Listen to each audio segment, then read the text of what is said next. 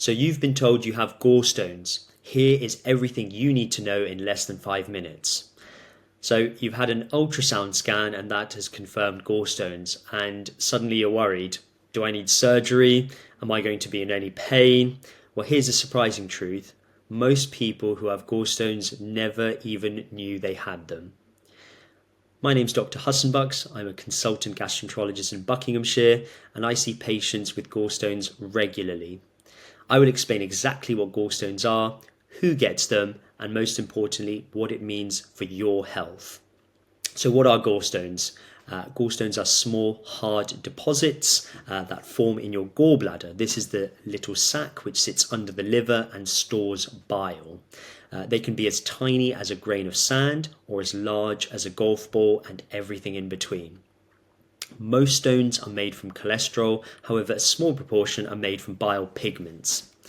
So who is at risk? We have a saying, it's the 5 Fs, that's female, 40, fertile, fair, and family history. Women are twice as likely to develop gallstones as men, especially during pregnancy, where it's due to the imbalance of your hormones.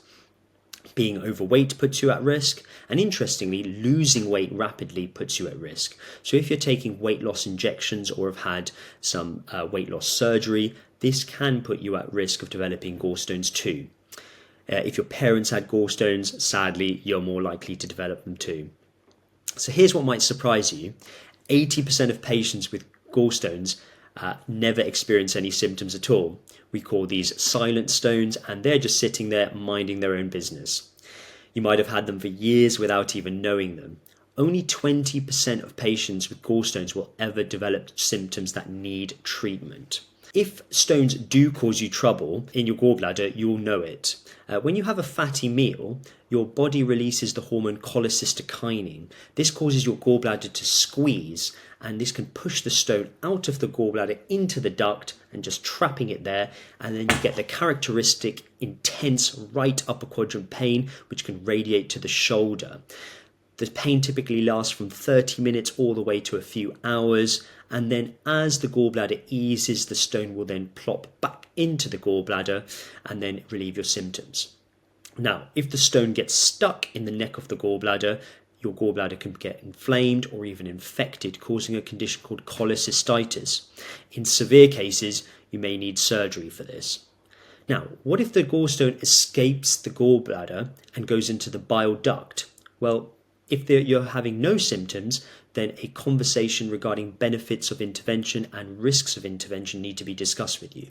However, a stone in your bile duct can cause very severe symptoms like pain, fever, jaundice, which is yellowness of the skin, and even pancreatitis. For this, I offer a procedure called ERCP.